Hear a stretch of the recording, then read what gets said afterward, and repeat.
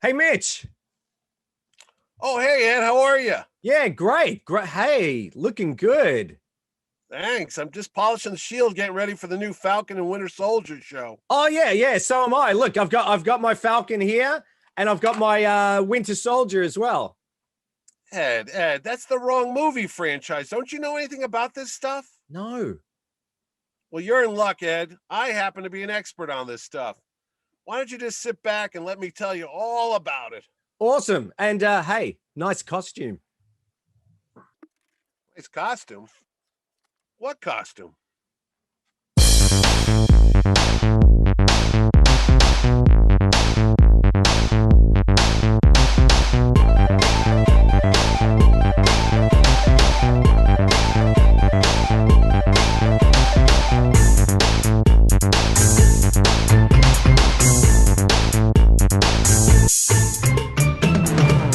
Hi, this is Ed Dollister, And this is Mitch Halleck. and welcome to another episode of Mitch and Ed's Excellent Adventure. Thanks for joining us. If it's the first time you've seen our show, thank you. Hope you enjoy it. We talk a lot about pop culture, 70s and 80s, classic movies, collectibles, and lots more. And if you are interested in finding out a little bit more about our show and when we have a show, how do you do that, Mitch? All you do is subscribe by hitting the button below, and you will be notified the next time Ed and I go on an excellent adventure, and you can watch it from the safety and security of your own home or your phone or wherever you watch your Yeah, shows. or you can go over to someone else's place of course, if you're COVID safe, that's all right, and you're allowed. But today we are going to look at the new. You're excited, I can tell. We're going to be looking at the new Marvel Disney Plus TV show, Falcon and the Winter Soldier. Now, full disclosure, this is the only Marvel thing I have in my house. I'm a DC guy. Look, I don't mind the movies. I've watched WandaVision and I really enjoyed it up to the end. I wasn't, but I liked it. So I know really nothing apart from seeing Captain America, but looking at your amazing Captain America collection behind you, and I bet that's just you've only scratched the surface, haven't you? I'm sure. Oh, you think there's stuff back here? Oh no, Ed. This is just a small thing. Yes, yes, yes. I happen to be a fan of the Sentinel of Liberty, who this week celebrated his 80th birthday because on March, what day was it? 10th. That was it. It was the 80th anniversary of the publication of Captain America comics that came out in 1941 that introduced the world to not only Steve Rogers, but to Bucky Barnes, James Buchanan Barnes, who eventually will be frozen and then wake up years later as dun dun dun the Winter Soldier. Yes. There he is back there. It's a scary looking Cupid doll version of him, but that's him with his middle arm. So originally, Bucky Barnes was Captain America's sidekick all the way back to the 40s. See that? Way back then. Look at that. Captain America. There's Bucky over there. Yeah. Bucky was the mascot of the base where Captain America was assigned to. His dad was a soldier who had gotten killed, and Bucky was a young boy, not like in the movies. He was like a teenager. And what happened was they took him on as the company mascot. Yep. You know, he didn't have any family, so they just kind of adopted him. So accidentally, he walks into a tent one night while Steve Rogers is putting on his Captain America outfit, and voila! Oh, I thought this was going to go dark really quickly. No, he found out that Steve was actually Captain America. So and then, Captain America killed him, and no, what happened? Yeah, just like one would, he said, hey, why don't I give a young teenage kid a submachine gun and take him behind enemy lines to kill Nazis, which is what they did. And Bucky and Cap went out through all the war, and Bucky had his own series too. It was called the Young Allies, which was kind of like a Teen Titans, which you will know because you're a DC guy. Yep.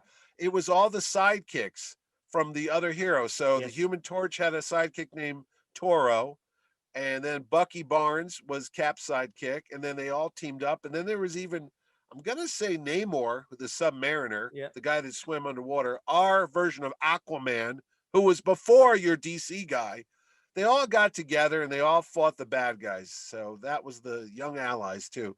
Sorry, go ahead. Was Oh, I was just going to say, was Bucky, was he influenced by Robin at all? Because he does look a little similar in, Yeah, the costume, I suppose. So with the domino mask. Well, yes. yeah, that goes back to, look, in the 40s, comic books were huge. I mean, they were the biggest selling thing because it was mass media entertainment. They didn't have Disney Plus or YouTube or anything like that. So they would sell, and they sell it to younger audiences. Of course, they would put, the kid's sidekick. So you did get Robin, you did get Toro, who I just mentioned. You had them all. So yeah, Bucky was probably just one of the other, ideas like, hey, if it's working for this thing, Yep. Captain Marvel Jr., it's going to work over here for Captain America. So yeah, Bucky came about there. But after World War II, popularity in comics kind of waned, especially superhero comics, and then people started discovering westerns and true romance, and Bucky and Captain America just went the way of the war. They disappeared, and they kind of ceased publication. But in the late 50s, or actually the middle 50s, there was a resurgence, and they brought Captain America back, and he came back. And this time, it wasn't Bucky Barnes. That guy there, that's the new Cap and the new Bucky. Captain America was a school teacher this time, wasn't Steve Rogers, and Bucky was a guy named Jack Monroe. So they were then the commie smashers, those dirty, rotten commies, the Russians. So there was no Nazis, just like Indiana Jones. He switched bad guys, and he went after that. But it didn't really last that long. So they waited a couple years, and then just like your DC Comics brought back the Flash, the Green Lantern, all those World War II heroes, they reinvented them. Marvel did the same thing. Suddenly the Human Torch was back, except he was with the Fantastic Four. Namor the Submariner was back, but he was a bad guy. And then they said, let's test it out and see if folks want to see Captain America again. So they introduced Captain America in a one-shot story where he met the Human Torch. And at the end of it, it says, do you like what you read? Do you want to see more of Captain America? Let us know. So it was like a test market. And, the response was great because you got to remember, it's only been about 20 years maybe since World War II. And people remember Captain America. It wasn't that long ago. Kids that had grown up, become parents, now they had kids and hey, I like that guy. Bring him back. So they brought Captain America back in the Avengers, but they did not bring back Bucky. They declared Bucky dead. And what happened is Captain America jumped onto a rocket that was headed over to the Allied forces. It was going to blow them all up. So Cap jumped off the motorcycle along with Bucky, and they tried to stop the rocket, but it was a booby trap. And Cap saw that it was a booby trap, so he says, forget it, Bucky, jump off. So Bucky stayed on while Cap jumped off, falls into the ocean, and then freezes, and then it gets, frozen in ice and comes back later on. But Bucky is blown to smithereens, or so we thought. It was for just years. His arm got blown apart. No, none of that. So for years, there was 3 characters that could never come back at Marvel Comics. Spider-Man's Uncle Ben, who was the reason why he becomes Spider-Man. Spider-Man's girlfriend, Gwen Stacy, who gets killed by the Green Goblin. You weren't supposed to bring her back. And Bucky Barnes was the other character. They're like, never bring this guy back. He's dead. We're never going to see Bucky again. Lo and behold, a guy named Ed Brubaker writes a brilliant story about the Winter Soldier. And you find out that not only did Bucky survive, but he was twisted and turned into this assassin, brainwashed, if you will. And he also had a new bionic arm. It was, all silver and had a big star on it for the Russians, that type of thing. So Cap finds out that Bucky is really alive. And just like in the movies, they go and have a big fight. And Bucky doesn't remember Cap at all because he's been brainwashed. And Captain America takes the Cosmic Cube. I know you're familiar with that, Ed. Is that like a mother box? A mother box? Well, anyway, in the comics, in the movies, it was the Tesseract, but in the comics, it was the Cosmic Cube. And basically, whatever you wanted, it was the wishing stone. Just like in Wonder Woman, if you willed it, it would happen. So Cap wanted Bucky's to get his memory back. And he's like, remember who you are. And sure enough, he got his memory back and he realized he was Bucky Barnes, not this evil Winter Soldier. And he became a good guy. Okay. All right, good. Okay. So far. So that's where I sort of like, I know him from, obviously from the movies. So that few questions is why is he called the Winter Soldier? Because it was cold out. No, well, that's a good question. I think if I recall, it had to do with the Cold War. Yeah. And he would be brought out, and they used him throughout history as an assassin. He assassinated John F. Kennedy. He assassinated all these political figures. So he would be put on ice, literally. That's where the Winter Soldier thing comes, and they would defrost him when they needed him. Okay. And he would go on secret missions, and then they would take him back. And then, if I recall, there's something started going a little crazy with the training. He wasn't being obedient. That's it. He wasn't coming back. There was one mission he went on where he didn't return to base, and they're like, "What's happening there?" And he was starting to recall things. Okay. So yes. they froze him. And you know what? Now I realize the key element of it. The Red Skull, he comes back too, not like the movies, but he comes back in another form. He found Bucky Barnes. He went and found all this old military stuff from World War II and the Russians and all that.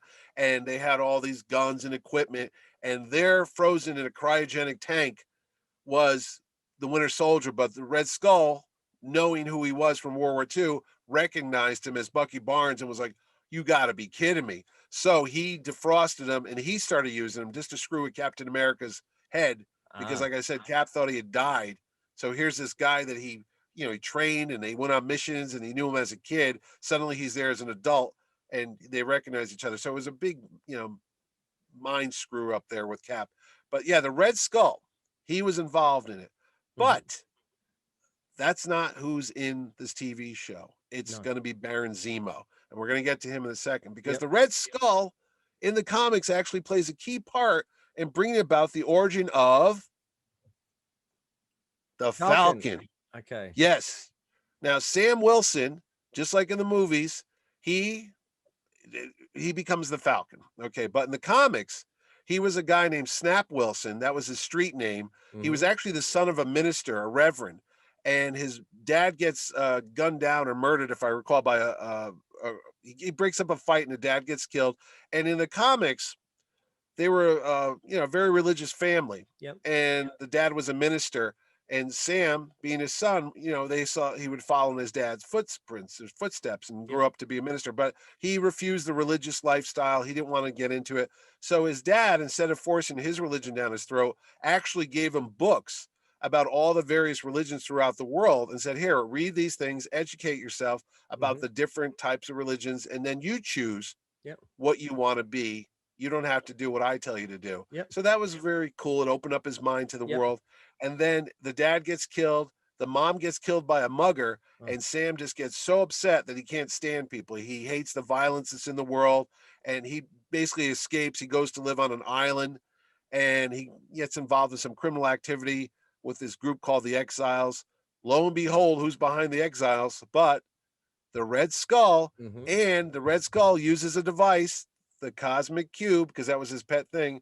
And he actually uses the powers of the Cosmic Cube to enhance Sam Wilson. And suddenly Sam becomes the Falcon, and he could fly. He could actually communicate. Puts on green lycra. He had a green outfit. He actually could communicate telepathy or telepathically with birds. Yeah. They don't talk about that in the movie. But he had a Falcon called Red Wing, and that would be his buddy. He had a bird, okay? Like a bird, like an Iron Man, my bird. So he had a bird. So Red Wing and the Falcon would fly around, and they went back, and Captain America meets them, and lo and behold, I'm going to fast forward, they become partners. They go around fighting street crime. Cap and Falcon had a series for years. It was Captain America and the Falcon. They were partners in crime, or partners against crime, if you will. So that happened. But the reason why this is all going to be cool is just like WandaVision worked on a level for me that you probably didn't get to, because there were so many comic book references. I'm sure. And those, oh my God, from the White Vision to her outfit with the red outfit and the red bathing suit to Agatha Harkness, those were all callbacks to Marvel Comics. Years and decades worth of comic book history was unfolding. But like I said, if you didn't really know it, it didn't really affect you. You still watch the show. Now, on the Falcon and Winter Soldier, we're going to have these two characters who both worked with Captain America, but now we know Captain America is an old man.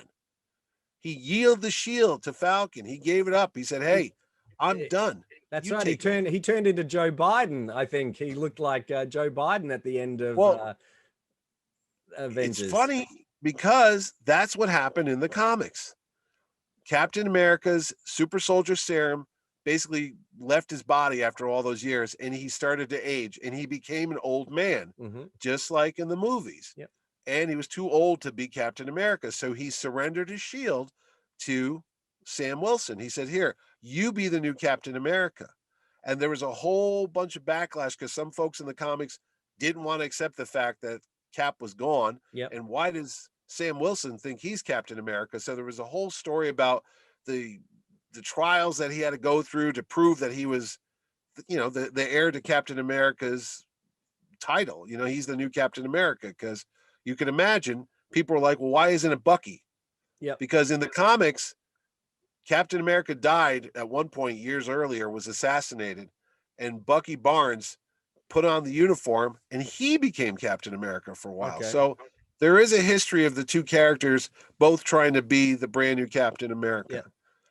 Now, here's where the show is going to get interesting. As we have Falcon and Bucky Barnes, aka the Winter Soldier, working together, the government steps in.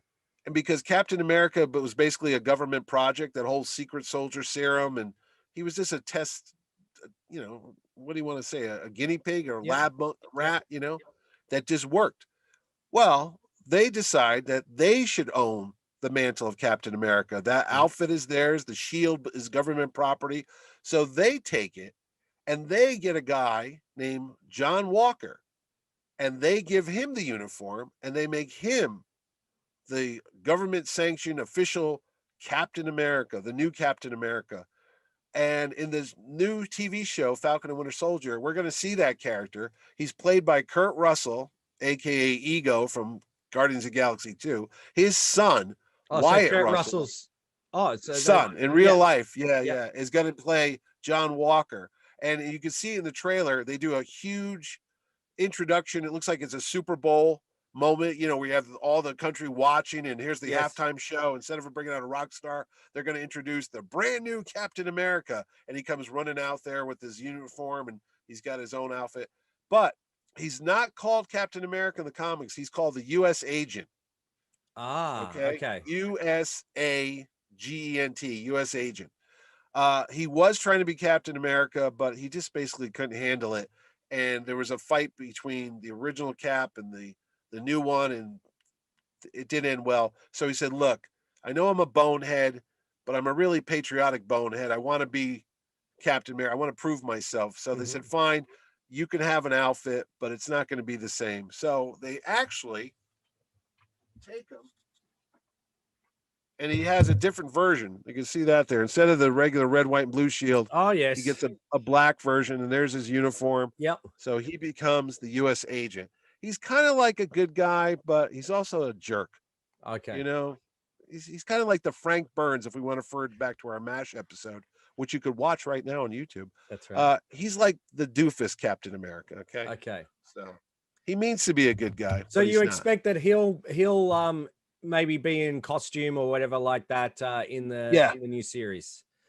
Yeah. From what I've seen, some of the set photos, he's in a similar, it's blue instead of black, but he's definitely in the show and there. And also, we know Peggy Carter passed away because she was old, and Cap went back in time. We don't want to get an Endgame, but in the movies they introduced a character named Sharon Carter, aka Agent 13, who was part of SHIELD. Now she appeared in Captain America: The Winter Soldier. She was also in Captain America: Civil War, played by actress Van Camp. Yeah, I'm gonna say Emily Van Camp. We good with that? Sure. Yeah. Dude, make her name pop up down there. But anyway, she is gonna play Agent 13, aka Sharon Carter. She's working. She lived next.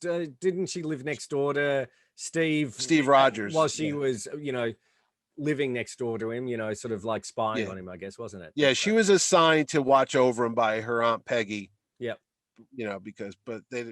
That's a little backstory. But in the comics, they had a romance. Yeah. They didn't get into that in the movie because it would be a little creepy. It's like, hey, I used to date your aunt. She's old. She's about 90. I'm going to date you now. You're in your 30s.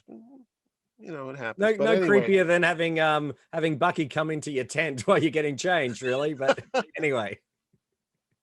Anyway, so Sharon Carter's in there. All these folks are coming together. You got U.S. Agent, Falcon, Winter Soldier, and Sharon Carter. But the big baddie, and you're going to get a kick out of this, is Helmut Zemo, aka Baron Zemo to us kids that read comics.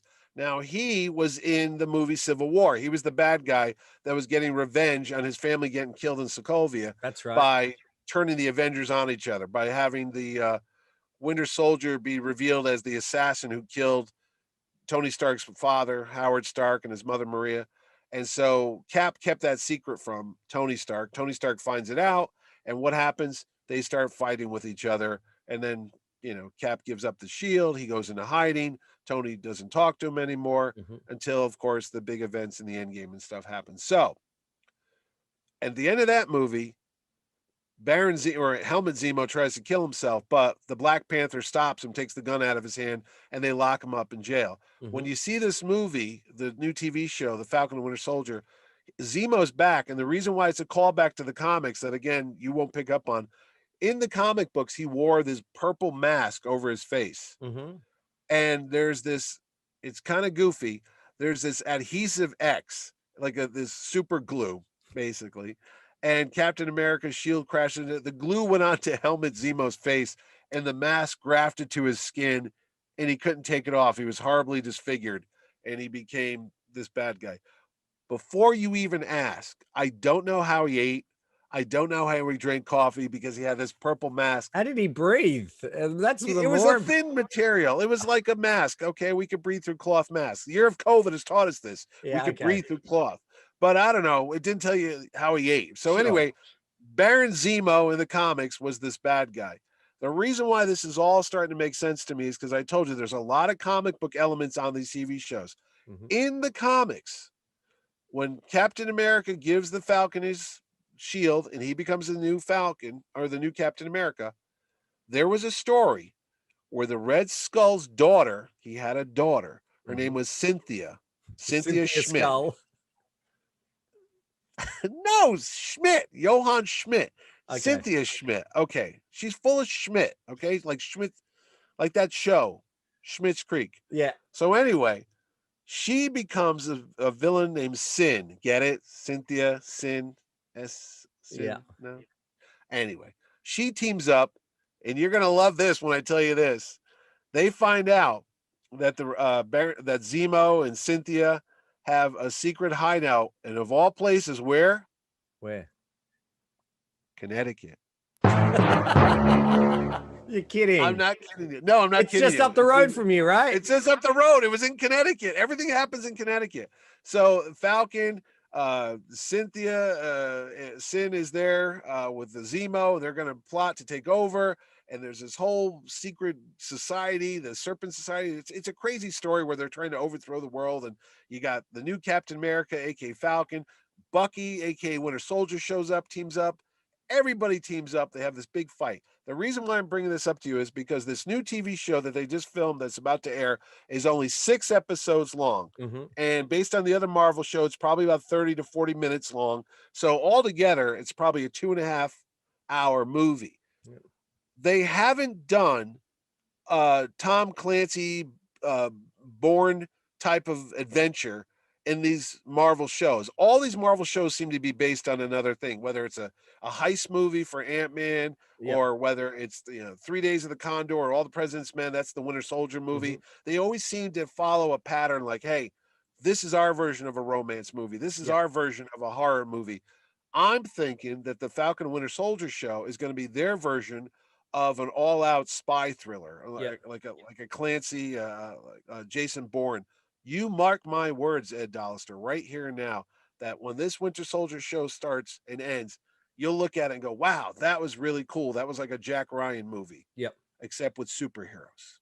Okay. Now, is there anything I haven't told you about the characters? You have your Falcon, you have your Winter Soldier, you have your Zemo, you have your Agent 13. I threw in the whole thing about U.S. Agent and then the Red Skull's daughter, who I'm not sure is definitely in it. Yeah. I think that's what's going to happen. Okay, so now I've got. So I think I'm up to speed. Though I keep thinking of Agent 13 from Get Smart, but hopefully that would be exciting if they That was pop out Agent in the 99. microwave. No, Agent 13. Remember, he was always in like the toaster oven or the cigarette machine. He always got all the bums assignments. But well, that would be something if they brought that guy back. I don't think he's going to be. I don't think so. So okay, so we do know obviously that Anthony Mackie and Sebastian Shaw, Sebastian Shaw. Yeah, Sebastian Shaw played Anakin Skywalker. I know he's been dead for years. Yeah, wrong. Don't bring him back. Are back along with Dennis Brun, who's Zemo from the movie. So that's good. And I having watched the trailer, I forgot that Anthony Mackie's character wasn't in the first Captain America. No, not the first Avenger. Yeah. No.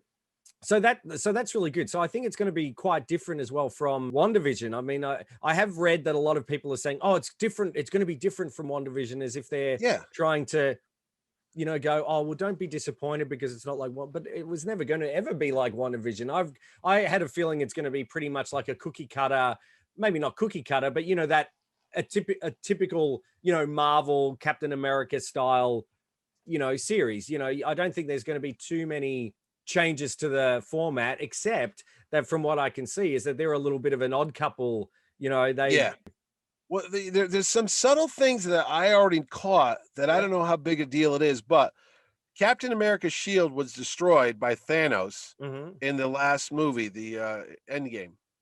Captain America goes back in time as an old man. He brings back the Infinity Stones, and then he shows up, and we find out that he ended up going to live with Peggy Carter in the past, and he's an old man.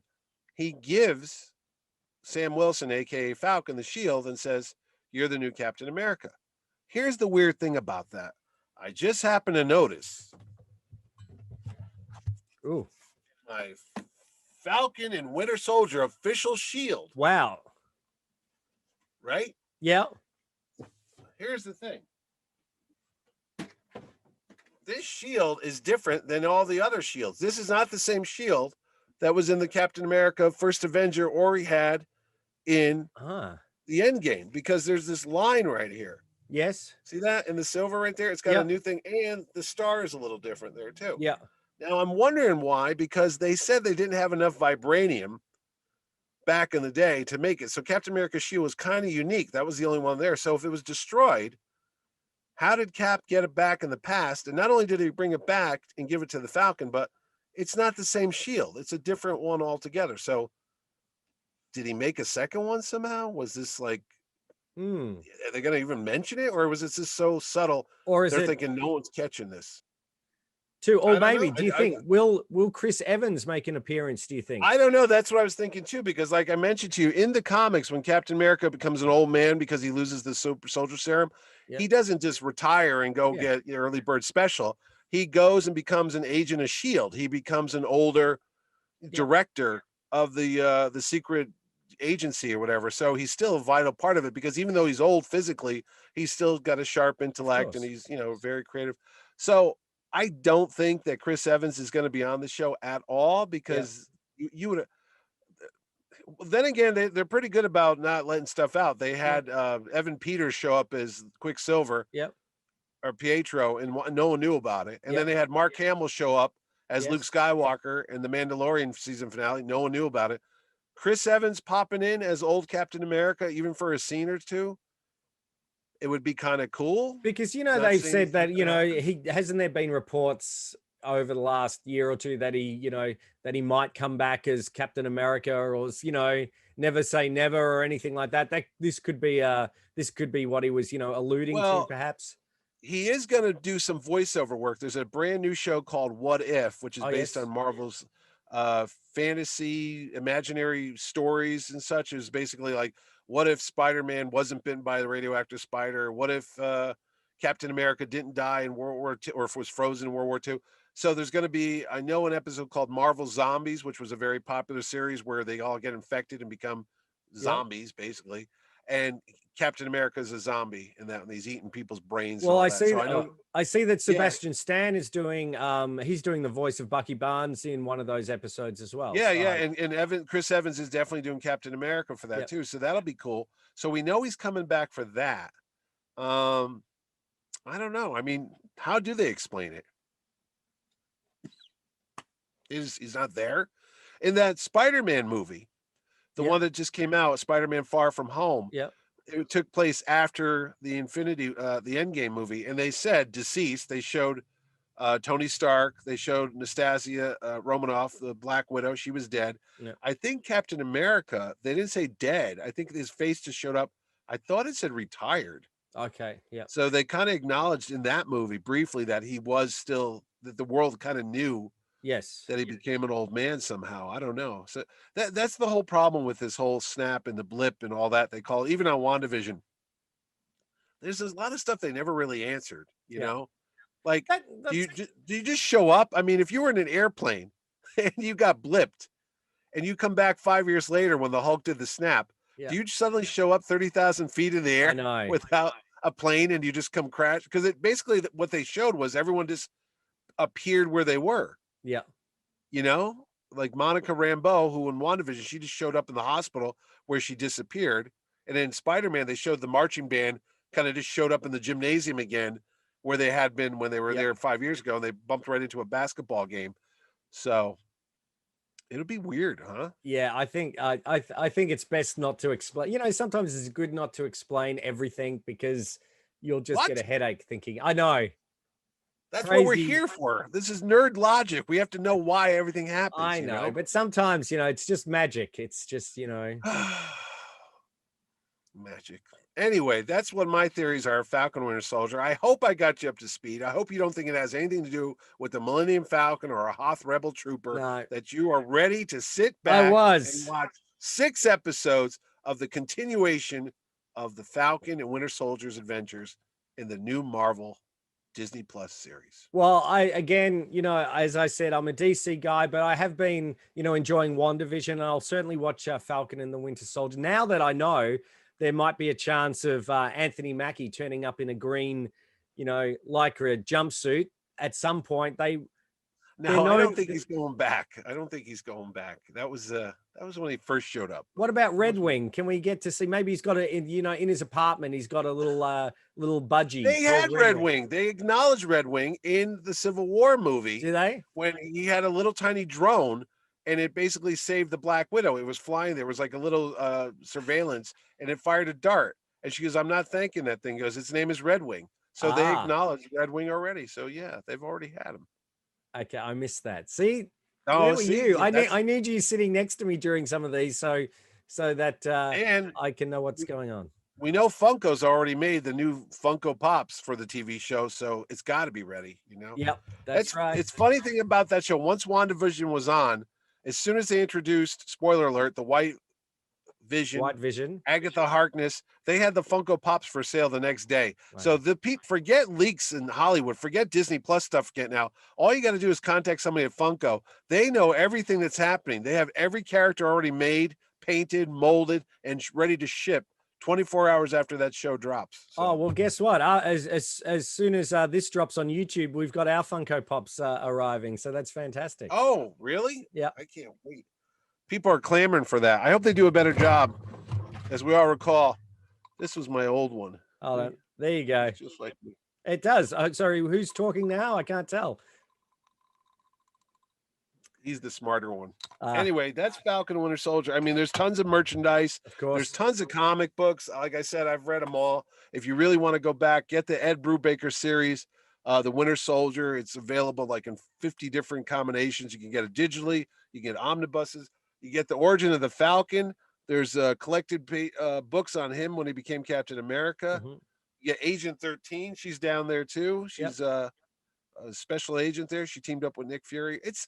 I think they have such a great universe of characters between the cinematic world and the new Disney Plus TV series that the stories are endless. I know you might get bored with it because being a DC guy, because DC is just there's so many different DC shows. There's the CW, there's the Wonder Woman movie. See, there's that Aquaman. doesn't, you know what? That doesn't bother me because of the multiverse. They can all, Christopher Reeve's Superman is alive and well in you know, Earth, whatever it is. You've got Tyler Batman 89. Yeah, you know, you've got that. You got Wonder Woman 77. You've got all those different. You've got Wonder Woman 84. All, you know, all different. The Snyder universe. You've got this. I think they all exist. So I kind of like that. So if that's why those, for me, you know, like Joker standalone works and all these different iterations, and I don't have to think, hang on, how does that work too much? And but I don't mind that. You know, I know we're going to be reviewing Zack Snyder's Justice League next episode, which I'm really looking forward to. As of this recording, next week is when Falcon and the Winter Soldier premieres on Disney Plus. We'll be there watching it. I'm sure you will too. And if you are, you know, unsure of who's anyone, you can always come back and rewatch this episode. And don't forget to, or you could email me or just add a comment like, Mitch, what are you talking about? What issue was that and stuff? Of course, please write a comment. You know, what's your favorite iteration of Falcon? Do you want to see the green spandex come back? You really like that green outfit. It reminds me of you know, the Hypno Hustler, and I like doing a 70s superhero show at the moment. You know, I kind of dig that. So okay, all right. I was gonna say the red and white. I'm more of a fan of, you know, this outfit, but they didn't bring this back either. You know, that was his comic book. Yeah, right. That's his traditional comic book outfit. They went to that grayish look, but we'll see. We'll see if Bucky comes back wearing this outfit. You know, I think Sebastian Stan could pull that off. He could. I did read that he's the fittest he's ever been in his life. So, you know, when you got it, flaunt it, I say. If you ever want to have fun, watch Sebastian Stan during lockdown videos. They're pretty funny. It's just him sitting in his room, turning the light on and off, just humming songs and cooking food, and he's all by himself. They're pretty amusing. I think the poor guy's losing it, but okay. When I met him, he was very quiet. Let's just say that. The nicest guy of the group, Anthony Mackie. I'll always say that. There's a photo of me, Chris Evans, Anthony Mackie, and Sebastian Stan. Mackie was the funniest, nicest guy you'll ever meet. He ran over when I walked into the photo thing, shook my hand, pumped it up and down, thanked me for coming in, thanked me for, you know, taking a photo op with him. And Sebastian Stan kind of just was like, you know, he was hanging out back. I saw him, the curtain moved. He was hanging out backstage with Stanley Tucci because he was there too. They had the whole cast of the first Avenger there and Winter Soldier. And Tucci was talking, but Stan just kind of looked there. And Chris Evans was kind of glazed over. He just kind of had that. Oh, yes. Look, you know. He was tired. He was tired. That's good to know. See, that will make me enjoy Anthony Mackie's performance more, knowing that he's a nice guy, I think. So, and he's a big Golden Girls fan. He watches 3 or 4 episodes a night. So wow. Okay. Hey, we'll have to send him a tweet out or something like that. If you're interested in subscribing, we'd love to. Thank you to all our new subscribers. How do you do that again? Just as a reminder, you hit the button. You hit the button below. Just boom. That's it. You don't have to think about it. Hit the button, Max, to quote Jack Lemmon. So that's it for our look at the Falcon and the Winter Soldier. You can go busy polish your shield anymore. Well, I'm gonna go sled riding with this. It's still a little cold outside. So all right. We'll be back next time looking at Zack Snyder's Justice League, all 4 hours of it. It's going to be great. This is Ed Dollister. And this is Mitch Halleck. That's right. And we'll see you next time. Thanks for watching. Bye.